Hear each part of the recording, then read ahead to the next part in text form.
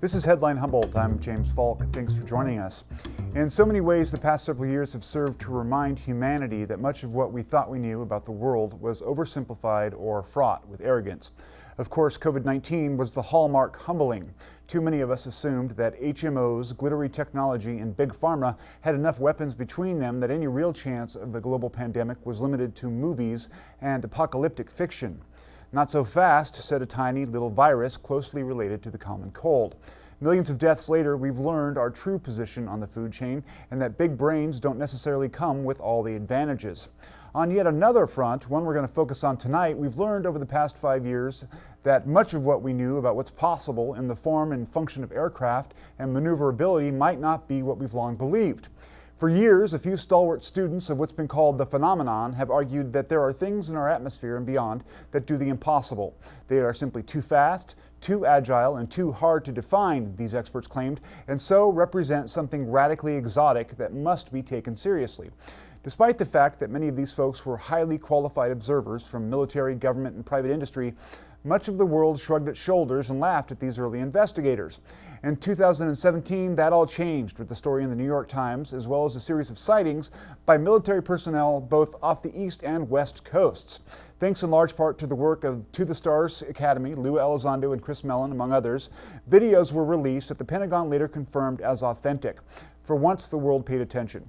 Fast forward to this month, and tonight's guest, Jeremy Corbell, documentary filmmaker, recently released new video shot by Navy personnel in the Pacific that appeared to show pyramid-shaped craft of unknown origin buzzing Navy vessels. He's here tonight to talk about the videos, what they mean, and how this country and the rest of the world should reveal its UAP data and once and for all get to the bottom of the phenomenon, if that's even possible.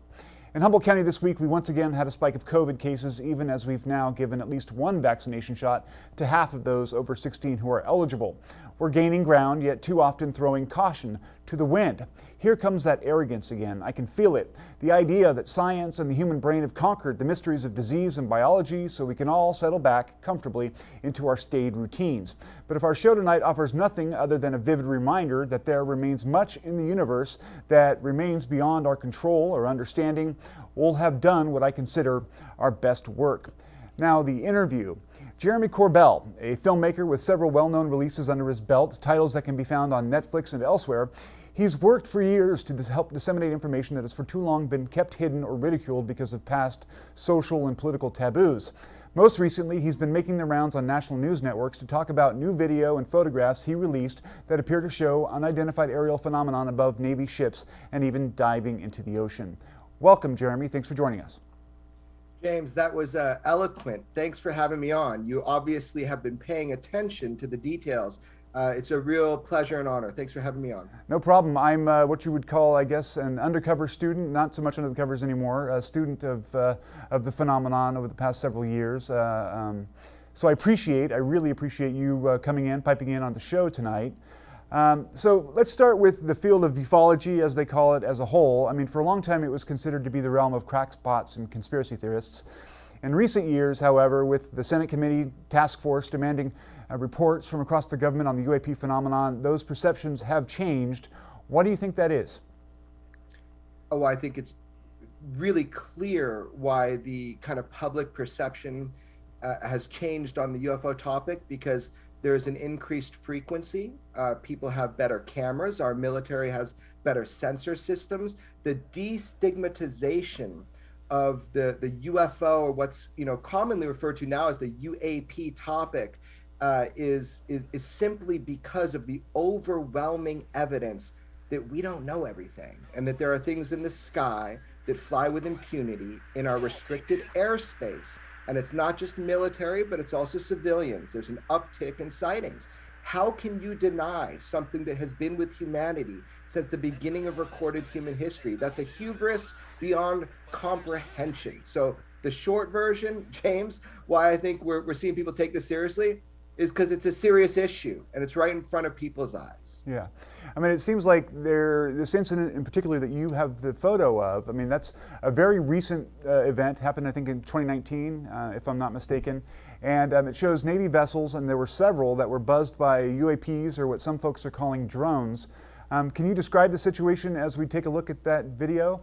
Yeah, sure. And let's really distinguish this idea that these are drones. Like I've talked to the people that did the classification for this, like on the ships. Why would you call these drones? So let's back up 1 second. Absolutely. So my mentor in journalism, George Knapp, he released 3 new UAP, unidentified aerial phenomenon photos that were shot out of an FA-18 fighter pilot cockpit from the WSO, or the WISO, the Weapons Systems Operator. So George Knapp released these 3 images. 2 days later, bombshell, I dropped 6 images contained in 2 slides that were part of a classified briefing, yet these slides were unclassified.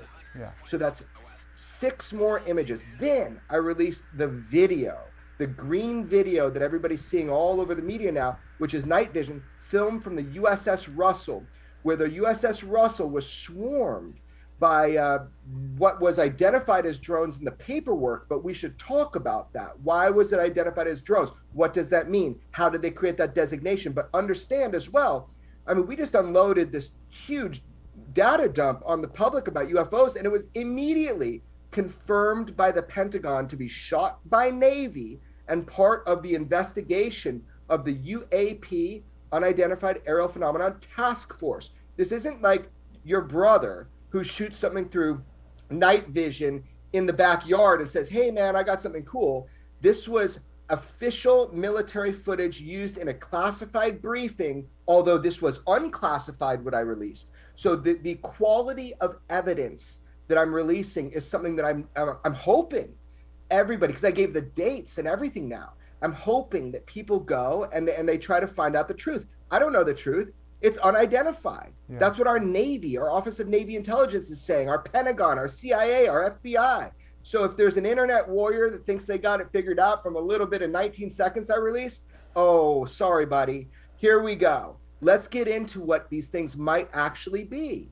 Well, that's interesting. I mean, because you did sort of kick over a hornet's nest to some respects. There was a lot of reaction on Twitter and elsewhere where people were like, "Oh, it's bokeh," or "It's regular drones." There was an article in The Drive talking about how it may well be drones from a foreign adversarial power.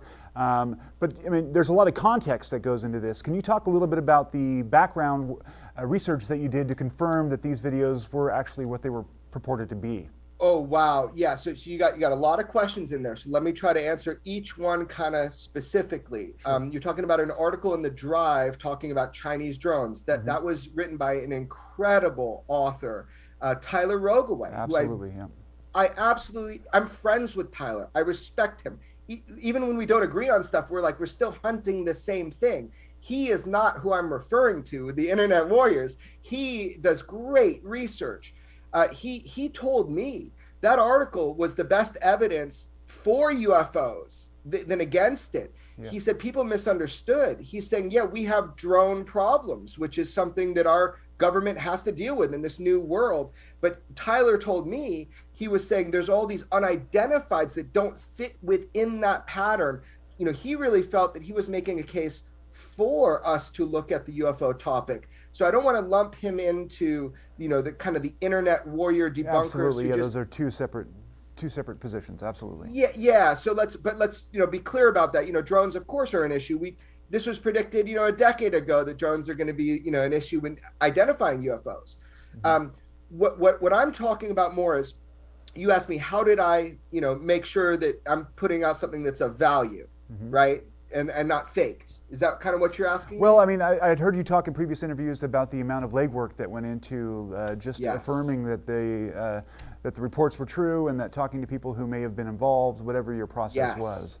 Yeah, so this is so underappreciated. It's not like it just fell into my lap and that was it. This is like, look, I was able to talk with Commander David Fravor for years, more than 4 years, prior to that case ever going public. One of the most famous UFO cases of all time, where Commander David Fravor off the west coast of California engaged a tic-tac shaped UFO that defied all known physics as we know it. I would argue actually that it ended up that it is comparable to our known physics.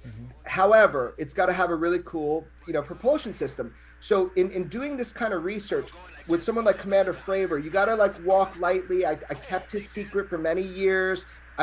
George Knapp allowed the New York Times to break that story, straight up allowed them. Like, he had that story way before. Wow. So here's the deal, man.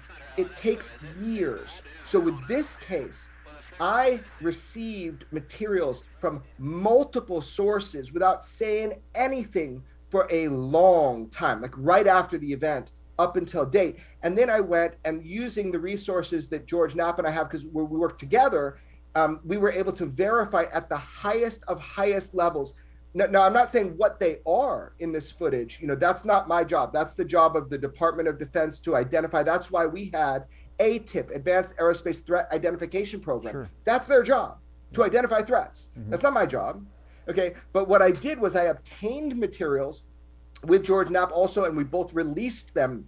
What we were able to assess is that these materials indeed are part of the educational materials that are used within the armed forces and the intelligence agencies to inform people nowadays, currently, about the UFO presence on planet Earth and what these characteristics are of these things, and how you can identify them separately from drones or balloons or that sort of thing. So you're getting footage that is used in the educational materials within the classified world, but because it was unclassified, I was able to release portions of it. Now, of course, there is a lot more. This is just what we've released so far. So you actually have more that may in the future be coming out, is that right? There is more in the future that will be coming out regarding UFOs and footage of UFOs. I can personally attest to that. But let's back up and focus on what we did release. Sure. This is so important. So everybody sees the green video footage. I know Jimmy Kimmel just asked President George W. Bush on his show, showed him my footage and asked him about it, right? That was kind of surreal. I bet it was. I saw that just this morning. So, like, here's the deal. What I also released is images from the USS Omaha, 3 images, where the object, we'll call it object, let's get into the drone argument in a minute, sure, where the object went into the water without destruction, meaning they could not retrieve, even with a submarine, any of the destructive pieces. This thing traveled, into the water and was able to evade detection. So think about that. Trans-medium craft. We're talking about advanced aerospace, trans-medium vehicles. This is something that we don't have in the U.S. arsenal. So if this is another nation that has leapfrogged our technology to the point where they can come and fly with impunity in a restricted airspace and brazenly taunt our warships, yeah, that's kind of important to know. So that's why the Pentagon is taking it very seriously. Yeah, there was one point I read in a recent interview where you said that some of those images may have been taken in active war zones. Okay, that's a whole new piece of information. I'm glad people picked up on it. I think that was a reporter from the Daily Star who was very thorough and listened to my words. Yeah. Yes, there was, in these briefings, as I understand them, there was imagery, video of an object that we would call unidentified in an active war zone. This is not uncommon. I have so many reports of this. In fact, I just received some more from a military base with probably about 21 different angles of footage. Wow. I think that a lot of people get really hung up on the who is it question. Yeah. And I think that that is obviously the big question, but it seems like no matter who it is, whether it's adversarial governments or ETs or intraterrestrial or whatever label you want to put on it, the importance is finding out what it is, because if they're showing up in war zones and if they're buzzing our ships and they seem to be operating with impunity around our biggest and most advanced weaponry, including our nukes, it's absolutely imperative that we discover who and what they are and what their intent is. Yeah, I would argue that the two big questions for me right now, and I think everybody should be thinking about this, and this is something I said in the first interview I ever did when I went to Fox TV with this great reporter named John Hook. I said, look, in 10 years, the question's not going to be is there life in the universe? It's, are they visiting here? Because everybody thinks the vast distance even matters, right? It doesn't matter. And that's the whole thing about gravitational propulsion systems. So the questions we really should be asking is, what is the intent of the people operating these vehicles that are so far advanced from anything that we have ever demonstrated from any nation and any human being on planet Earth has ever demonstrated technology. This is so far beyond. So somebody, some person is operating these vehicles. So the question is, what is the intent? And that's what our military wants to know. You know, I'm kind of more excited about it. I'm just like, oh, cool. Well, tell me this. How do they operate? What's the physics? What are the materials? You know, are these layered atomic metamaterials? So there's a lot of questions we could ask. An intent, or who's operating is one, like where are they from? But I'm disinterested in that. What I'm interested in is obviously the intent, right? You want to make sure that these aren't like adversaries that are going to mess with you. But look, UFOs have been with humanity since the beginning of recorded human history, if not before. We're okay. But they do shut down our nukes. Now, that is definitely, and across many countries globally. So the question is, that's an act of, that's a display, a performance. And now they're becoming more brazen. Mm-hmm. So here's the deal, man. The big question for me is, what is the technology that is allowing for this? Because we could benefit so much from it. And I will tell you this straight up. Within the intelligence communities and the scientific communities that study the UFO, UAP topic, it is commonly understood that these are gravitationally propelled craft. And that is a huge deal. That's why they're called transmedium. That's why John Ratcliffe, who was the head of the National Intelligence Agency, or whatever, if I get that wrong, came out and said that these objects are moving faster than the speed of sound without a sonic boom. Whoa! Yeah. Now that's a big statement, because to be able to do that, your medium of travel, it's a completely different, it's a field propulsion system compared to a reactionary propulsion system with, like everything we know, roller skates. You push something backwards, you go forwards. Now we're talking about where you're falling into space-time. This is a gravitational propulsion system, and this is understood within the science and technology realm of the study of UFOs for decades. And the thing is, if we can get some glimpses into how that technology is utilized, it could be world-changing for us as well. I'm out of time, Jeremy. I really appreciate you coming on our show, and I want to invite you back whenever you want. So anytime, my brother. Thank you so much. You know, Humboldt, you got my heart. I'm so glad. PBS, what you're doing up there at KEET, great work. I'm glad you're a fan. Keep your eyes to the skies, and I'll see you next time. Excellent, sir. Thank you very much. Thank you. Tonight on Studio Space, The Welders. Our hosts profile artists Scott Hempel and Dwayne Flatmo. That'll be here tonight at 8:30 p.m. on KEET TV. We'll be right back. On Studio Space, Scott Hempel draws upon his love of the sea to create whimsical copper sculptures. Then visit the studio of world-famous kinetic artist Dwayne Flatmo and learn how he became liberated by a trip to Burning Man and went on to create El Pulpo Mecanico. Studio Space explores the thriving art colony in Northern California. This week, Humboldt County officials held a press conference to talk about the current health and economic situations surrounding COVID-19. 4th District Supervisor Virginia Bass said the county is considering how and when to open its offices back full-time. Still, Zoom meetings and working from home will likely remain a part of how business is conducted for the foreseeable future, she said. I think you can all imagine, we've been getting a lot of questions about when county offices are going to open completely. And we know that's a really important step on our road to recovery. And to that end, I do want to share with all of you that in May, we will be having a discussion that one of our Board of Supervisors meetings, as yet to be determined which one, regarding the concept of coming back to work on June 15th. Employees, Board of Supervisors, everyone we can possibly get here. It's really important for the community to see us moving forward. And this date also coincides with the date of reopening California. So it'll be an interesting conversation and a lot of work to do. We realize that over the experiences of the last year that employees can be extremely productive when they work away from work. So it's given us an opportunity to think about teleworking in the future. We'll be bringing forward an ad hoc committee to have a conversation about telework for our employees, and we think it's going to be a wonderful fit. Scott Adair, Humboldt County Economic Development Coordinator, said large amounts of aid have been deployed to help local businesses, and that assistance is paying off. He also said the county continues to simplify the process of helping businesses stay COVID safe.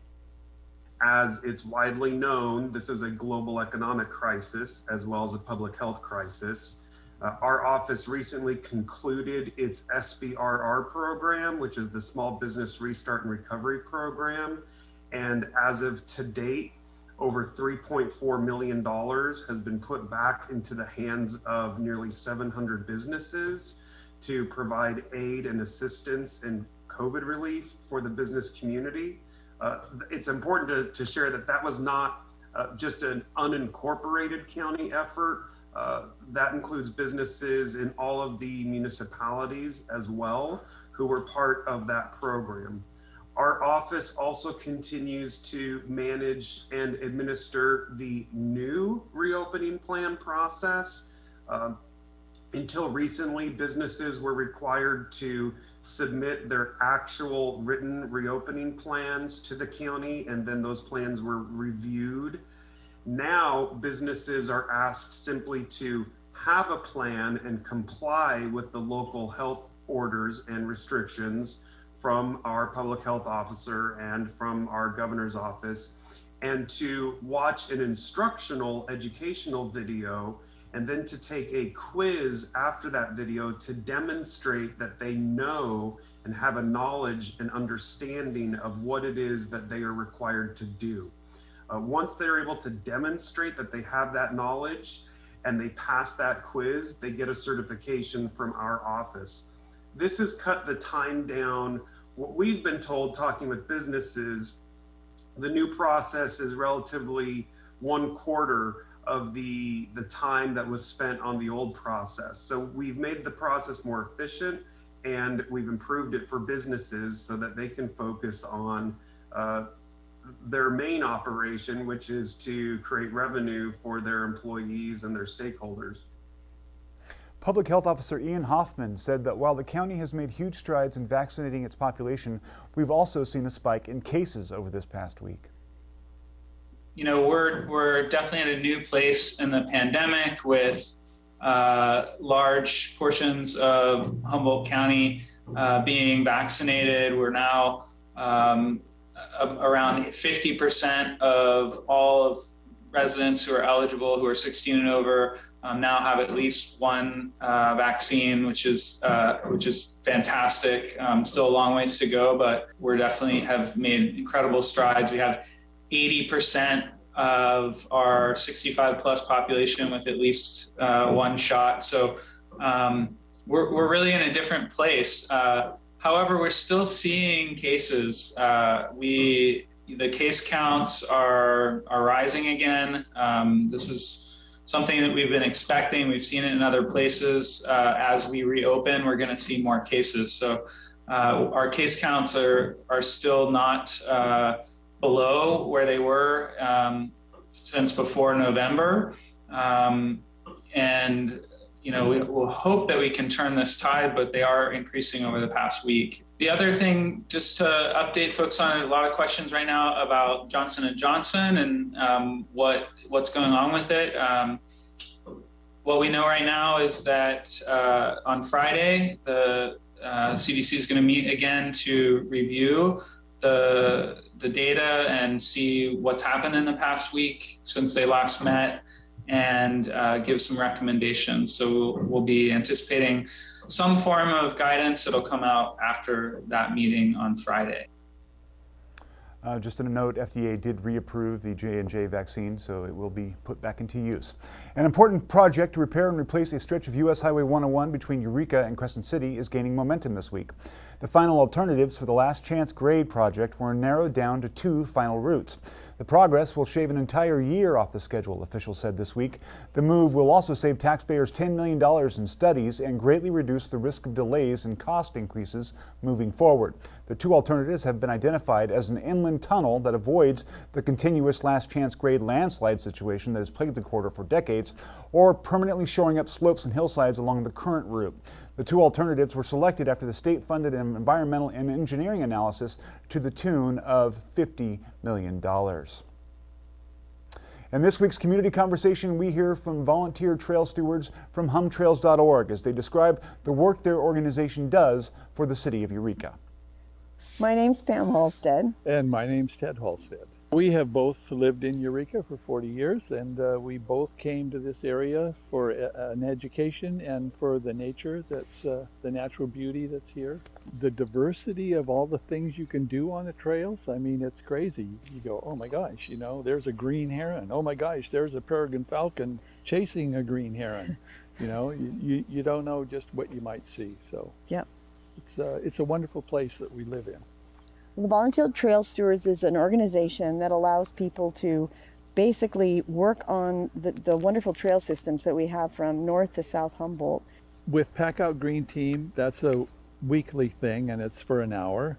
Every and Saturday. 90 minutes. So with Volunteer Trail Stewards, the trail is cut into different sections from north to south, and this Eureka Waterfront Trail is every third Saturday, so each one it's once a month. Pac-Out is, like Ted said, it's every single week. So it's every Saturday for 1 hour or 90 minutes. And with Pac-Out, it's not always in the city. It can be Arcado. McKinleyville is what's happening or, right now. Yeah. Different areas, so Yes. makes a difference. So yeah, we both do the same kind of things, only Pac-Out doesn't have anything to do with vegetation. It just has to do with cleanups. Trash, pretty much. Trash removal. Yeah. For Pac-Out is they have a Facebook page, and you can go on the Facebook page, or you can go Pac-Out Green Team calendar and learn about where they're going every week. And the Volunteer Trail Stewards is called humtrails.org. And if you click on volunteers, you can find out who to contact based on where you live. That's all of our time for tonight. What a show. Thank you, Jeremy Corbell, for joining us. Don't forget that vaccines are now available for anyone age 16 or older in Humboldt County.